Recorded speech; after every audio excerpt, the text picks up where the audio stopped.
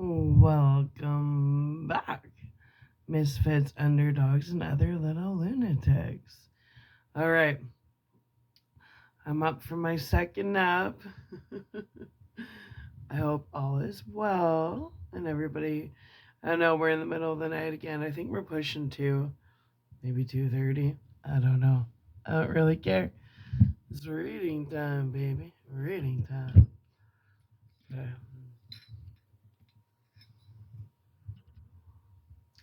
let's get situated.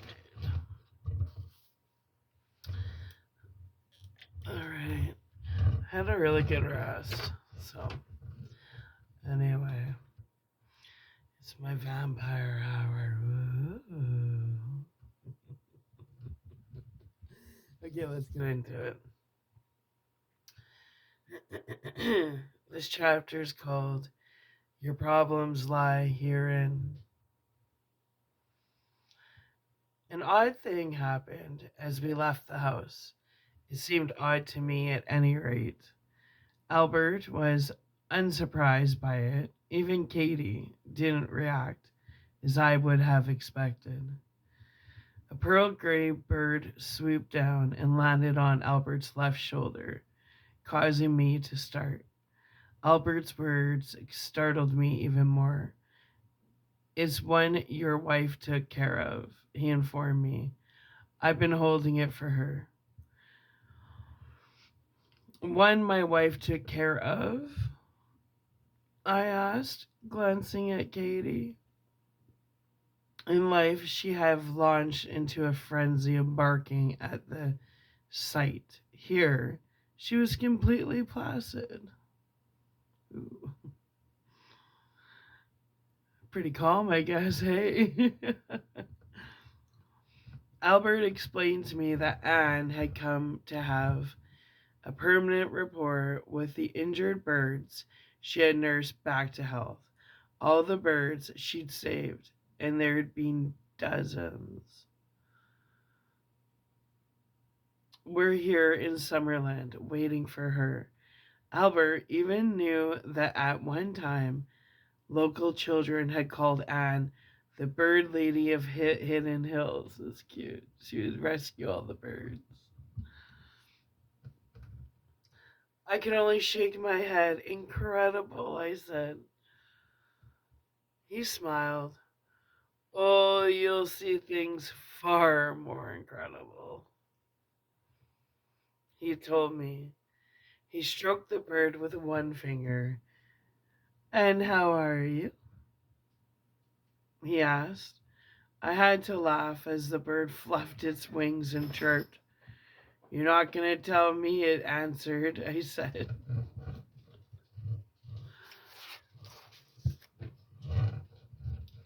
Oh, I woke up the animals. Oops. In his own way, Albert told me, just as with Katie, say hello to him.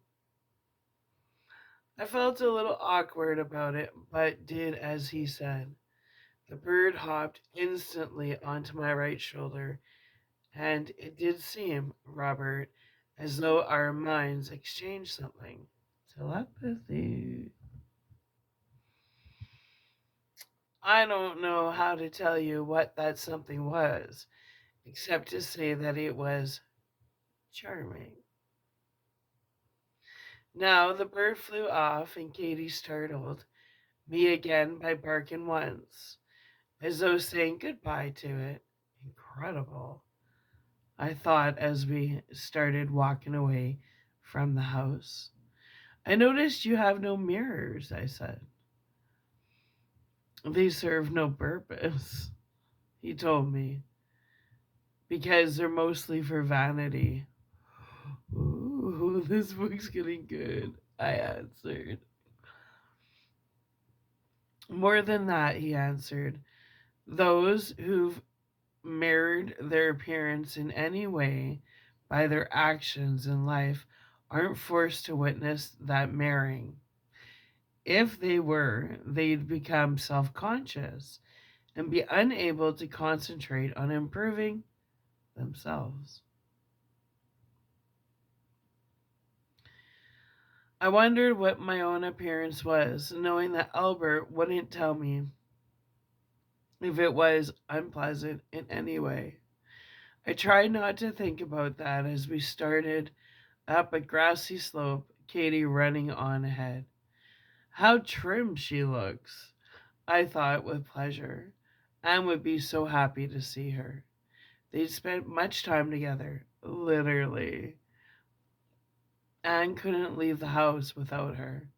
We used to laugh at Katie's unfailing awareness of Anne's intention to go out. It seemed at times positively psychic. I put that from my mind too, breathing deeply of the cool, fresh air. The temperature seemed ideal to me. Is that why it's called Summerland? I asked, experimenting to see if Albert knew what I was asking. He he did, replying, partially, but also because it can reflect each person's concept of perfect happiness. If Anne were here with me, it would be perfect, I said, unable to keep her from my thoughts. She will be, Chris.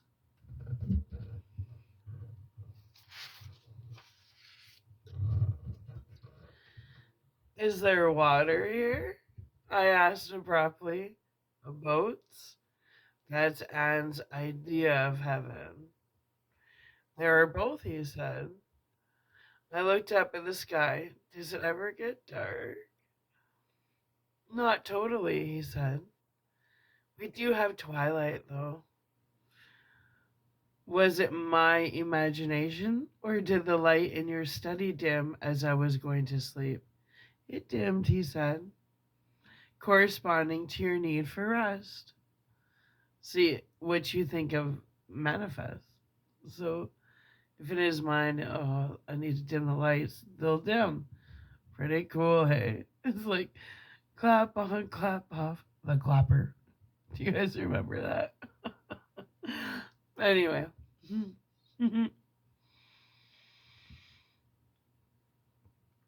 um, or where was it? It dimmed, he said, corresponding to your need for rest. Isn't it an inconvenience not to have days and nights? How do you schedule yourself? By activities, he answered. Isn't that essentially the way people in life do it? A time to work, a time to eat, a time to relax, a time to sleep. We do the same, except, of course, that we don't have to eat or sleep. I hope my need for sleep disappears soon, I said. I don't relish the idea of more dreams like the one I had. The need will go, he said. I looked around and had to make a sound of incredulity. I suppose I'll get used to all this, I said. It's awfully hard to believe, though. I can't describe how long it took me to accept it. Albert told me. Mostly, I couldn't understand how it was possible for me to be admitted to a place I had always been positive didn't exist. You didn't believe in it either, I said. It made me feel better to hear that. Very few people do, he replied. They may give lip service to the notion. They may even want to believe it, but they rarely do it. I stopped and leaned over to remove my shoes and socks. Picking them up, I carried them as we started off again. The grass felt warm and soft beneath my feet. You don't have to carry them, Albert said. I wouldn't want to litter a place as beautiful as this.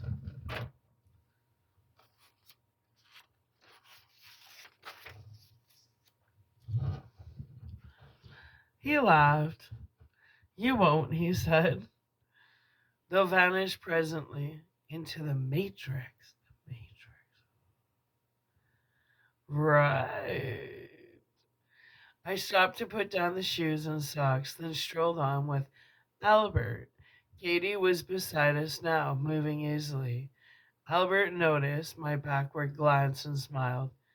It takes a while, he said. Moments later, we reached the summit of the slope and, stopping, looked across the countryside. The closest sight I can compare it to is England, or perhaps New England. In the early summer, rich green meadows, thick woods, colorful patches of flowers, and sparkling brooks, all doomed by a deep blue sea with snowy clouds. No place on earth could compare to this. However, standing there, I drew in deep breaths of the air. I felt completely sound, Robert. Not only were the pains from the accident gone, but there were no longer a trace of aching in my neck and lower back. You know the problems I had with my spine. I feel so good, I said. You've accepted where you are then, Albert told me. I didn't understand that and asked what he meant. Many people arrive with the physical convictions they compressed. Wait, many people arrive with the physical convictions they possessed at death, he said. They believe they're sick and continue to be so until they realize they're in a place where sickness can exist on its own. Only then are they whole. The mind is all. Remember that. Mind reality.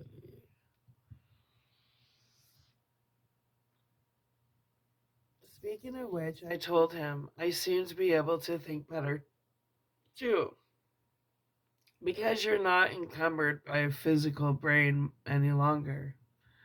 In looking around, I caught sight of an orchard of what looked like plum trees.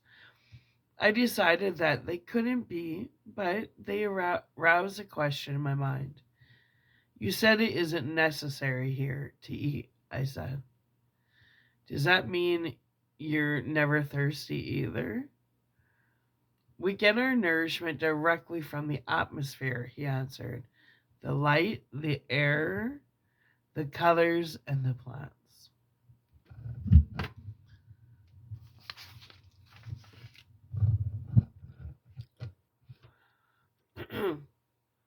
We have no stomachs then, I said. No digestive organs?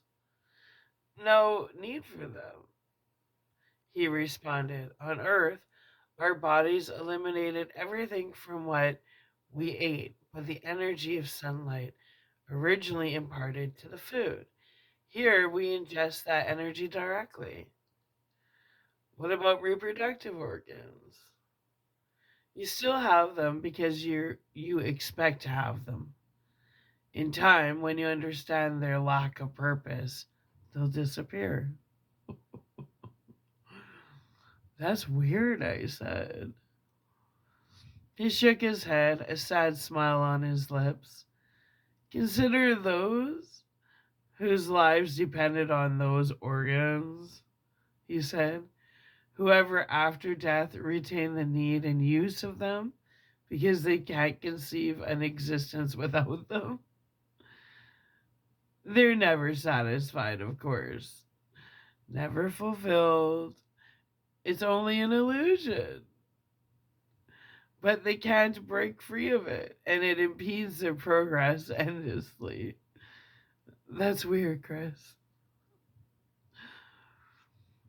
I can understand that, I conceded. Still, part of my relationship with Anne was physical. And there are people here who love each other, who love who have sexual relations, he said, startling me again. The mind is capable of anything. Always remember that. In time, of course, these people usually realize that physical contact isn't as integral here as it was in life. For that matter, he continued, we don't have to use our bodies at all. We only possess them because they're familiar to us. If we choose, we could perform any function with our minds alone.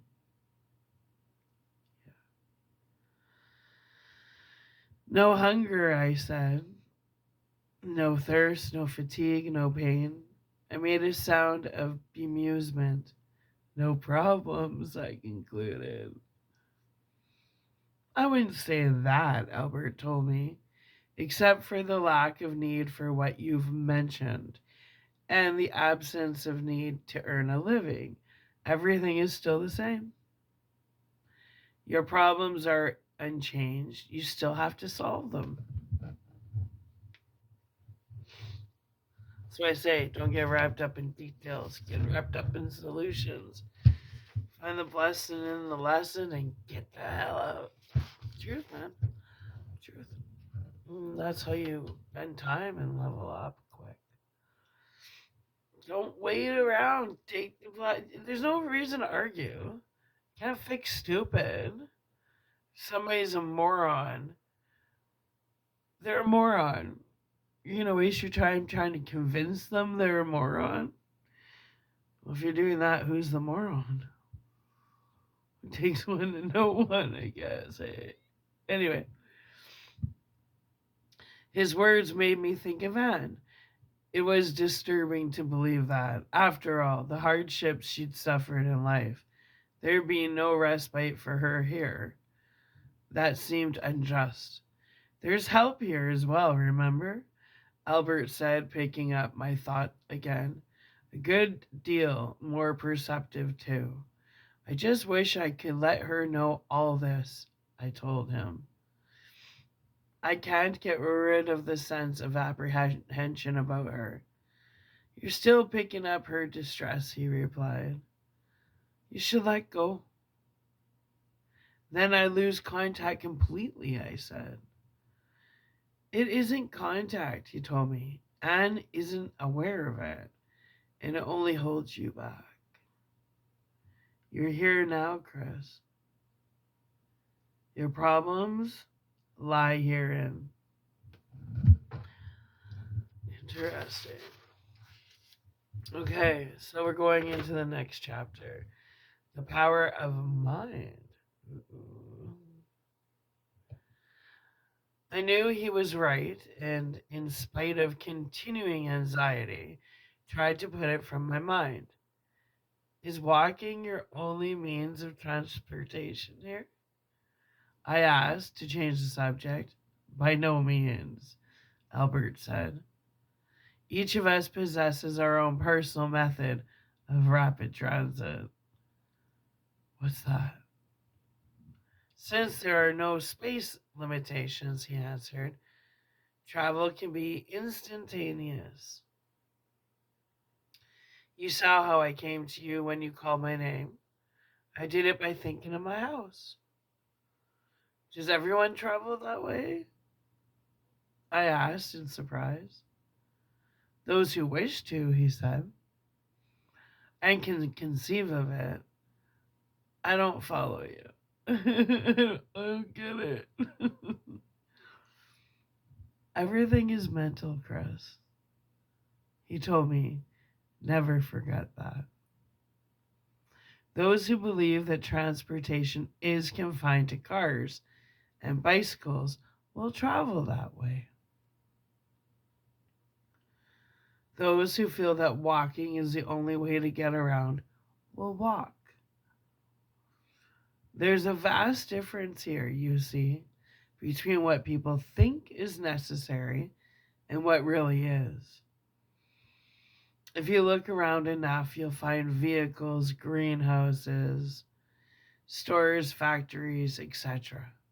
None of which are needed, yet all of which exist because someone believes they're needed. Yeah. That's why when the Matrix can get the collective to all focus on one thing, say like that C-19, it just manifested it faster and worse, because the more of the collective that focus on the one thing, so basically we manifest for the government by through subliminal messages and falling for distractions. Think about it. You know I'm right. Think about it. You know I'm right. Anyways, in my humble opinion, through trial and error, let's go.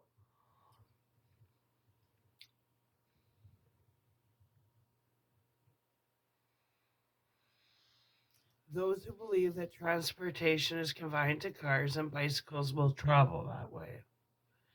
Those who feel that walking is the only way to get around will walk. There's a vast difference here, you see, between what people think is necessary and what really is. If you look around enough, you'll find vehicles, greenhouses, stores, factories, etc. None of which are needed, yet all of which exist because someone believes they are needed. Can you teach me to travel by thought? I asked.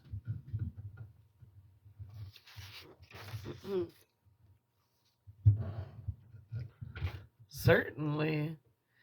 It's just a matter of imagination. Visualize yourself 10 yards ahead of where you are. That's all. He nodded. Try it. I closed my eyes and did. I sensed a feeling of vibration. Then abruptly felt myself glide forward in a leaning posture. Startled, I opened my eyes and looked around. Albert was about 6 feet behind me, Katie running to my side, tail wagging. What happened? I asked. You stopped yourself, he said. Try again. You don't have to close your eyes. It was instantaneous, I said. I felt myself moving. That's because it's new to you, he told me.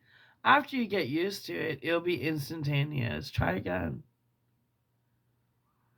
I looked at the spot beneath a birch tree some 20 yards away and visualized myself standing there. The movement was so rapid, I couldn't follow it. I cried out in surprise and I tumbled to the ground. There was no pain. I looked around to see Katie running towards me, barking. Albert was beside me before she was. I didn't see how he did it. You're trying too hard, he said with a laugh. My smile was sheepish. Well, at least it didn't hurt, I said. It will never hurt, he replied. Our bodies are impervious to injury. I got on my knees and patted Katie as she reached me. Does it frighten her? I asked. No, she knows what's happening. I stood up thinking how Anne would enjoy it, imagining the look on her face the first time she tried it. She always loved new, exciting things, loved to share them with me. Before my sense of apprehension could return, I chose a hilltop several hundred yards away and visualized myself standing there. A feeling of vibration again. I should say altering vibration. I blinked and I was there. Hey, how's it going? Save on flights. That's a cheap date, hey. Blink before the check goes. 1, 2, 3, let's blink. That's what you call like it. What's it called? Like an eat and run. I don't know. Blink it out, man. Blink it out. Anyway. Okay. No, I wasn't. I looked around in confusion. Albert and Katie were nowhere in sight. What had I done wrong now? A flashlight appeared in front of me. Then Albert's voice said, "You went too far."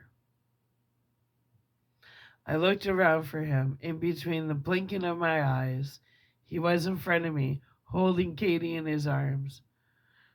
"What was that flash of light?" I asked as he set her down. "My thought," he said. "They can be transported too." Ooh. "Can I send my thoughts to Anne then?" I asked quickly. "If she were receptive to them, she might get something," he answered. "As it is, sending thoughts to her would be extremely difficult, if not impossible." Again, I willed away the deep uneasiness which thoughts of Anne produced in me. I had to have faith in Albert's words. "Can I travel to England?" I thought. I asked, asking the first question to occur to me. "I mean, England here." "Of course, I presume there is one." "There is indeed," he said. "And you could travel there because you did in life and know what to visualize." "Where exactly are we?" I asked. "In a counterpart of the United States," he told me. "One naturally gravitates to the wavelength of his own country and people. Not that you couldn't live where you choose, as long as you were comfortable there. There's an equivalent here to every country on earth, then."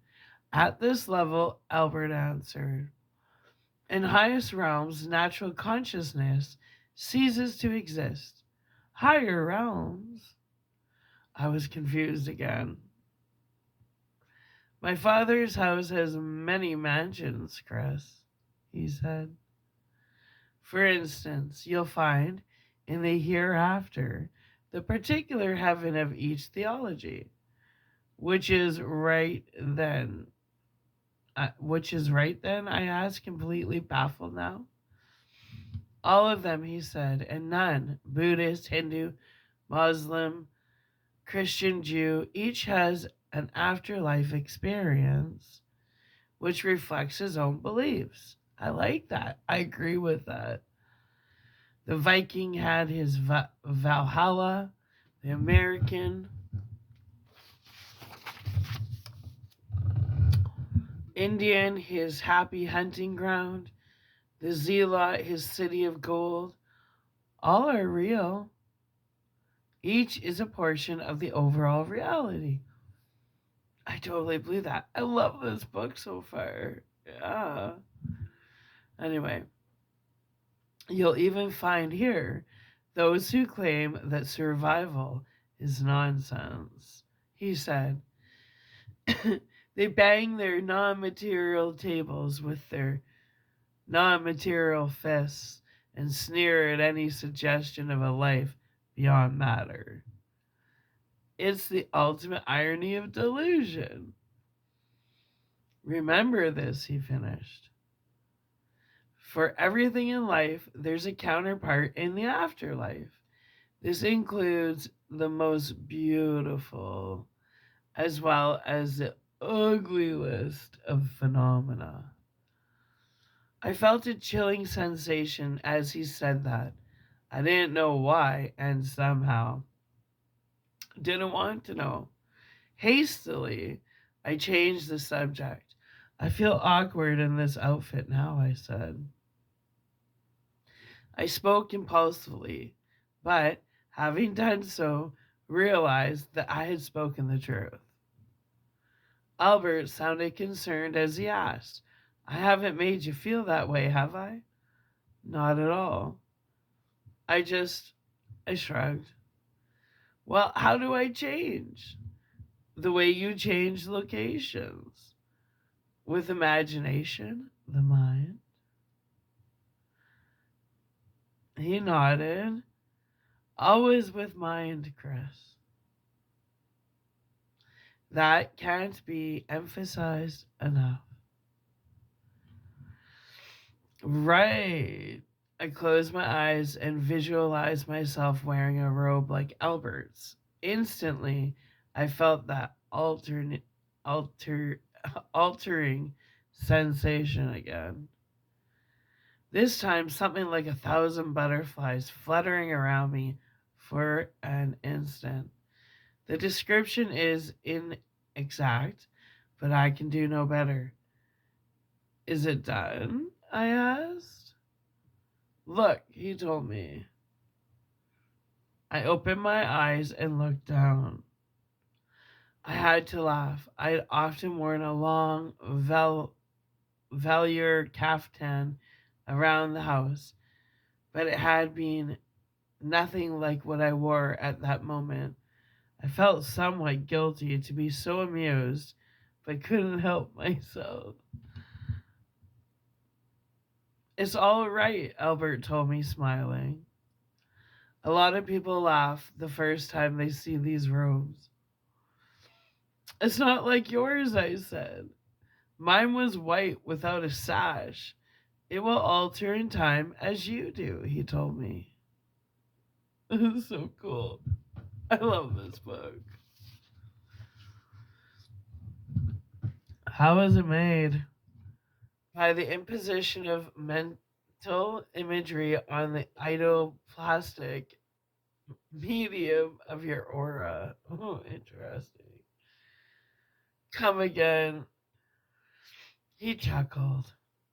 Let's just say that while on Earth, clothes may make the man, here the process is definitely reversed. The atmosphere around us is malleable. It literally reproduces the image of a sustained thought. It's like a mold waiting for imprints, except for our bodies. No form is stable unless concentrated thought makes it so. I could only shake my head again. Incredible. Not really, Chris. He said, extremely credible, in fact, on Earth before anything is created materially. It has to be created mentally, doesn't it? As above, so below, as within, so without, so mote it be. I can't say that. When matter is put aside, all creation becomes exclusively mental. That's all. That's all, folks. You'll come in time to adopt the power of the mind. Some faster than others. All right. The next chapter. We'll squeeze another one in because we're just at the half an hour point. Memory still haunts. As we continued on, Katie walking by my side, I began to realize that Albert's robe and sash connoted some advanced condition on his part. Mine, my beginner's status. He knew my thoughts again. It all depends on what you make of yourself, he said. What work you do. Work? I asked. He chuckled, surprised. I had no answer. I guess I never thought about it. Most people haven't, he said. Or, if they have, they visualize the hereafter as some sort of eternal Sunday. Isn't that the truth? Nothing can be further from the truth. There's more work here than on earth. However, he held up a finger as I started to speak. Work that's undertaken freely for the joy of doing it. What kind of work should I do? I asked. That's up to you, he said. Since there's no need to earn a living, it can be what pleases you most. Well, I've always wanted to write something more useful than scripts, I told him. Do it then. I doubt if I'll be able to concentrate until I know that Anne is all right. He just needs.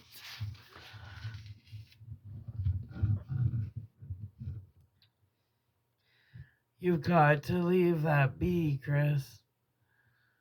He said, it's beyond your reach. Plan on writing. What would be the point of it? I asked. For instance, if a scientist here wrote a book on some revolutionary discovery, what good would it do? No one would need it here. They would on Earth. Oh, this is getting so interesting. He said, I didn't understand that until he explained that no one on Earth develops anything revolutionary alone. All vital knowledge emanates from Summerland, transmitted in such a way that more than one person can receive it. When I asked him what he meant by transmitted, he said mental transmission. Although scientists here are constantly attempting to devise a system whereby the Earth level may be contacted directly. You mean like radio? I asked. Something like that. The concept was so incredible to me that I had to think about it before speaking again. So when do I start working? I finally asked. What I had in mind, of course, was losing myself so completely in some endeavor that time would pass quickly and Anne and I would be together again. Albert laughed. Well, give yourself a little time, he said. You just arrived. You have to learn the ground rules first. I had to smile and Albert laughed again. Not the best phrase I could have chosen, he said. He patted me on the shoulder. I'm glad you're willing to work. Too many people come here only wanting to take things easily. Since there are no needs, this can be easily accomplished. It soon becomes monotonous, though. One can even be bored here. He explained that all kinds of jobs were available with obvious exceptions. There's no need for a health department or a sanitation department, fire or police department, nor for food or clothing industries, transportation systems, doctors, law, lawyers, realtors. Least of all, he added, smiling, morticians. What about people who work in those professions? They work at something else. His smile faded. Or some of them continue doing the same thing. Not here, of course. That chilling sensation again, the hint of another place. I didn't want to know about it. Once more, I was conscious of my own effort to change the subject, though equally unconscious of why I felt so strongly about it. You said you'd explain the third sphere, I told him. All right, he nodded. I'm no expert, mind you, but he explained that Earth is surrounded by concentric concentric spheres of existence which vary in width and density. Summerland being the third. I asked how many there are altogether, and he answered that he wasn't sure, but had heard there were 7. The bottom one's so rudimental that it actually blends with Earth. Is that where I was? I asked. As he nodded, I went on. Until I started upward. It's a mistake to use the words up and down to describe these spheres, he said. It's not that simple. Our world is set apart from Earth only by a distance of vibration. Alignment. Alignment.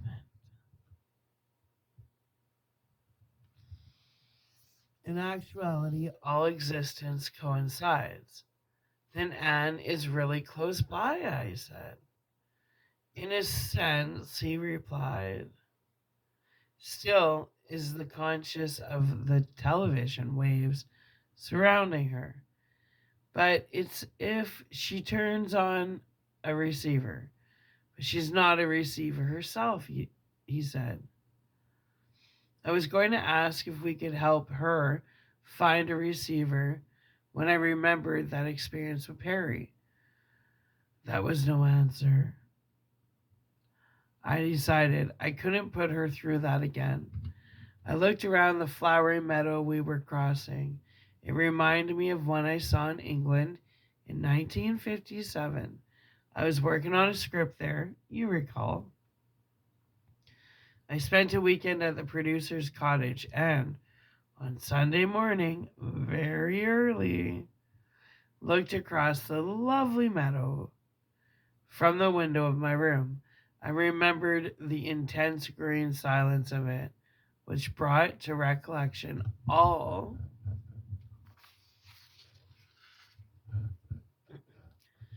the lovely places I had seen in life, the lovely moments I'd experienced. Was that another reason why I'd fought so hard to keep from dying, I wondered? You should have seen me struggle, Albert said, picking up my thought once more. It seemed he could do it at will. It took me nearly 6 hours to let go. Why? Mostly because I was convinced there was no more to existence, he said. I recalled that as I died, I'd become conscious of what was happening in the next room. Who was that old woman? I asked, making use again of his awareness of my thoughts. No one you knew, he answered. As your physical senses faded, your psychic senses grew acute, and you achieved a brief state of clairvoyance. Memories of the death experience started flooding back to me. I asked him what the tingling sensation had been, and he answered that it had been my etheric double disengaging itself from the nerve ends of my physical body. I didn't know what he meant by my etheric double, but let it go for then, because of the other questions I wanted to ask. Those noises, like the breaking of threads, for instance, nerve ending tearing loose, he answered, starting from my feet and working upwards to my brain. The silver cord connecting me to my body as I floated above it. A cable connecting the physical body to the etheric double. An enormous number of nerve ends joined at the base of the brain, interwoven through the matter of the brain. Filaments gathered into an etheric, umbilical cord attached to the crown of the head. The sack of colors drawn up by the cord, my etheric double being removed. The origin of the word body is the Anglo-Saxon bodig, meaning abode, which is what the physical body is, you see, Robert. A transient dwelling for the real self. But what happened after my death?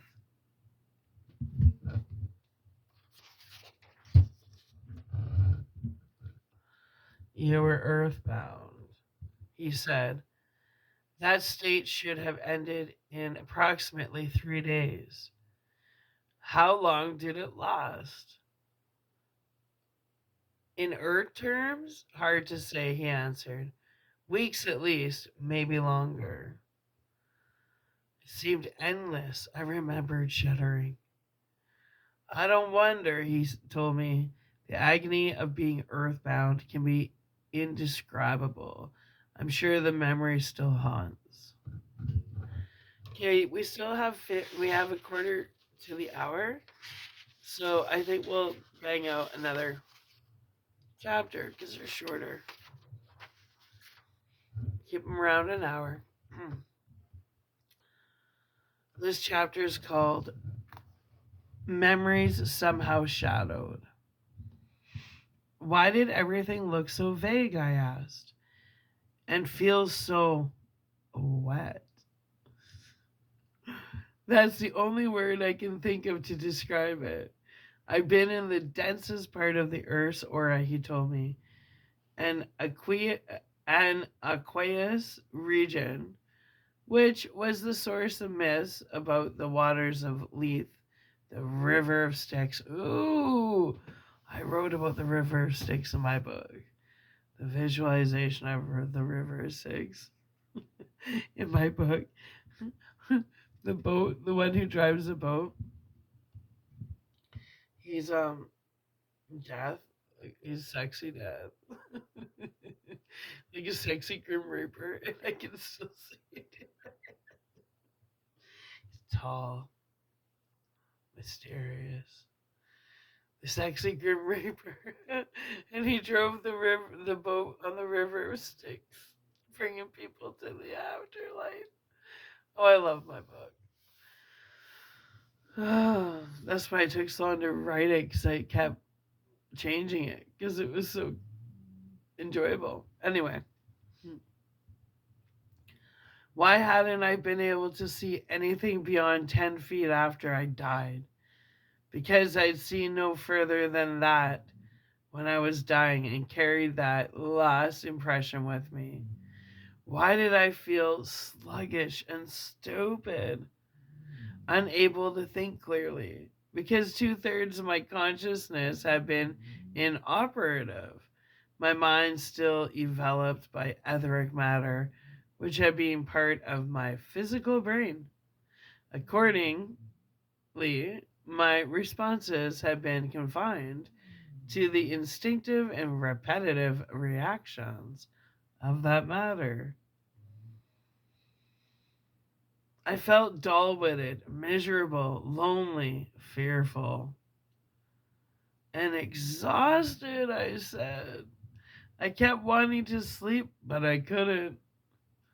You were trying to reach your second death, Albert told me. Second death? I never heard that term before. Well, maybe I had. Let's see. Once more, I was startled. Second death? What? Phoenix is snoring, by the way.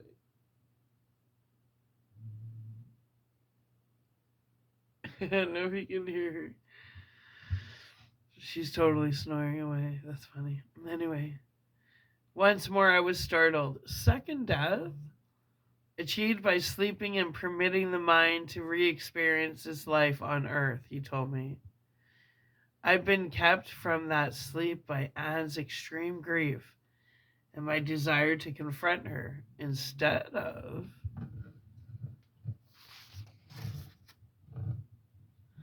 purging myself in that approximately 3 days. I've been held captive in a sleepwalking state. That fact is, Robert, that a person newly deceased is in exactly the frame of mind he was at the moment of death, accessible to influence from the earth plane. This condition fades in sleep, but in my case, memories were renewed and kept vivid by my twilight state. This was complicated further by Perry's influence. I know Richard only meant to help, I said. Of course he did, Albert agreed. He wanted to convince your wife that you'd survived, an act of love on his part. But in doing so, he was, without knowing it, instrumental in delaying further your second death. I still don't know what you mean by my second death, I told him.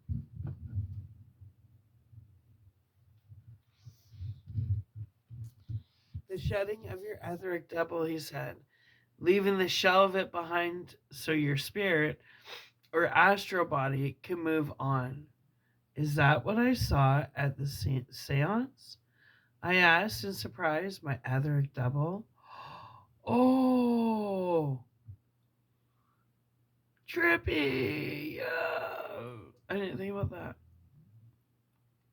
Yes, you'd discarded it by then. That's interesting. It was like a corpse, I said, with disgust.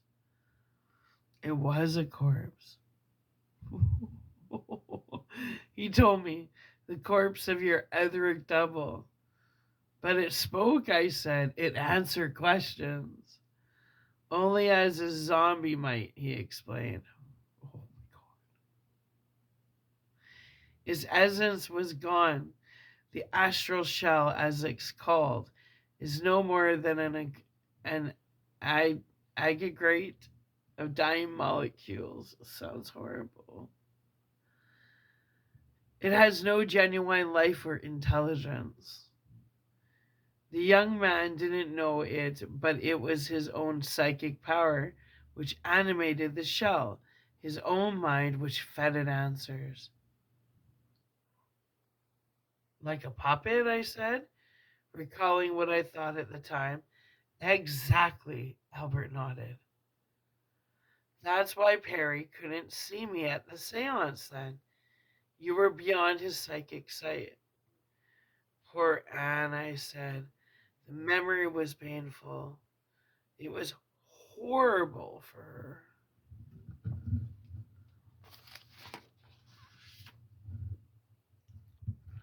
And could have done her harm if she'd pursued it, Albert added.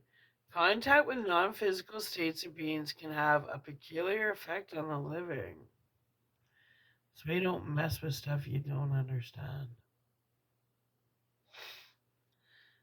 If only she knew all this, I said unhappily. If only everyone on Earth knew it, he replied. Yeah. Don't mess with energy you don't understand. Witchcraft isn't a fucking joke. Hello.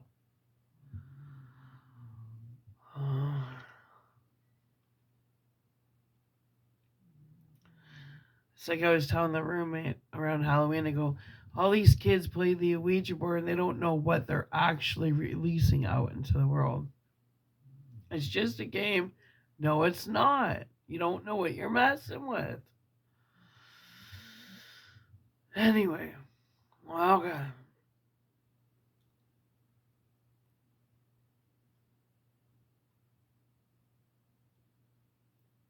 If only she knew all this, I said unhappily. If only everyone on earth knew it, he replied. The attitudes of people towards those who've died is vital, you see, Robert. Since the consciousness of the deceased is so vulnerable to impressions, the emotions of those left behind can have a powerful effect on it. Intense sorrow creates a vibration which actually causes pain to the departed, holding them back from progression. Actually, it's unfortunate that people mourn the dead, prolonging the adjustment to their hereafter. Oh, right.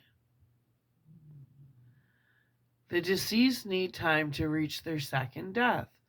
The funeral ceremony was meant to be a medium of peaceful release, not a ritual of grief. Wow. This book is like, I thought the movie altered my perception, but this book is like boom, boom, and it all makes sense. All right.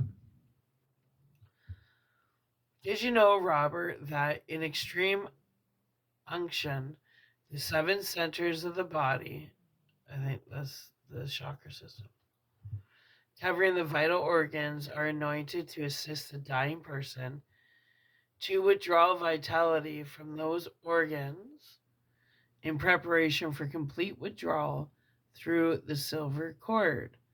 And absolution of the dead was established to make certain that the silver cord is severed and all etheric matter withdrawn from the body. There are so many things which can be done to make the death process easier. Pressures on certain nerve centers, certain tones sounded, certain lights utilized, certain mantras chanted softly, certain incenses burned, all designed to help the dying person concentrate his senses for departure. Most importantly, remains should always be cremated 3 days following death. I told Albert about my body in the cemetery, of that hideous moment in which I'd seen it. She didn't want your body burned, he said. She loves you, so she wants you down there so she can visit and talk to you. It's understandable, but regrettable since it isn't you at all. What does cremation do that burial doesn't? Good question. Because I know my grandma was totally against cremation. I don't know why. And then she was totally against being embalmed. So she was buried with all of her fluids in her. And that's why we had, like, I think maximum 48 hours after she died to have the prayer service, the funeral, and to have her buried, because she had her own fluids. She wasn't embalmed. It was against her belief system, and I never knew why. But let's see if this explains a little bit about the difference between cremation and being buried. I find it interesting. Frees the departed from a tie which has a tendency to keep it near the physical body, he answered. Oh, like that zombie corpse. So if you bury it, you have to deal with a zombie corpse, kind of like a dead doppelganger. All right, let's see. Also, in extreme cases where there's difficulty in breaking the cord even after death, the fire severs it immediately, and after the astral shell has been discarded, rather than it decaying slowly along with the body above which it hovers, cremation disposes of it quickly. This tie you mentioned, I said, is that what made me feel compelled to see my body? He nodded. People can't forget their bodies easily.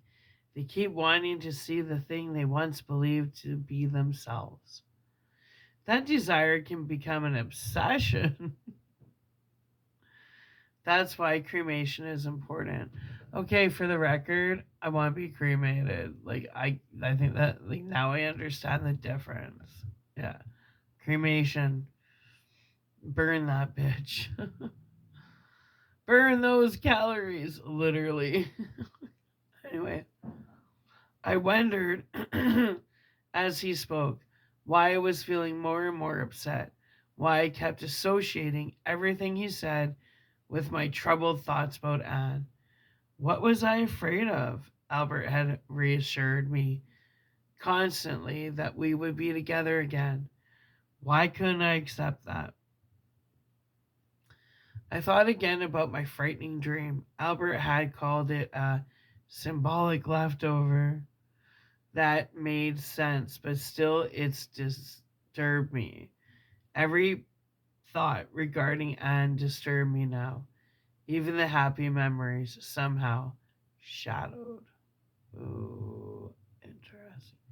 Look at that, 59 minutes, and we just finished that chapter.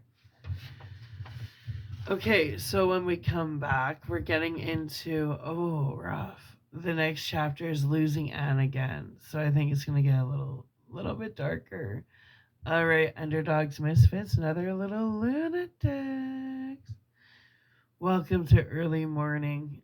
We'll call it early morning vampire story time, because I'm pretty sure we're pushing 3. If not, we've just passed 3 a.m. But I'm up for my nap, so we're definitely doing another video, one for sure, after this is uploaded. So I hope you're hanging out with me. This book's amazing. I haven't read it, but man, am I glad I bought it. So I hope you stick around and audio listen to the whole book with me. But if you get the chance, rent it. You can rent it on YouTube or buy it, but rent it for sure. And it's called What Dreams May Come with Robin Williams from 1996. And I think it's like 2.5 hours, almost 3 hour long movie. It is so good. Anyway, I love you. And if you're still sleeping and you're not up with me right now, I hope you're having sweet dreams. All right, I love you. I'm going to upload this and I will be back.